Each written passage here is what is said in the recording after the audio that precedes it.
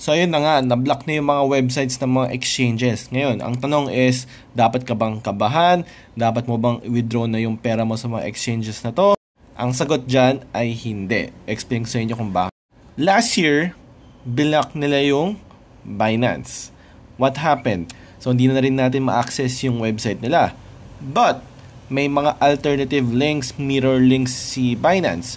Itong mga exchanges na na-block recently, for sure magkakaroon din sila ng mirror links na pwede mong i-access without using VPN or changing your DNS. So balik ulit tayo sa Binance. Na-block yung website na last year, but yung app nila gumagana pa rin.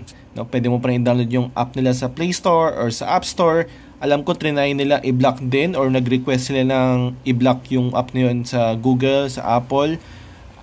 Di tayo nagkaroon ng news or update about dyan, and until now, ma-access mo pa rin siya, pwede mo pa rin siyang i-download. So most likely, ganun din ang mangyayari sa mga recently ni-block nilang mga exchanges.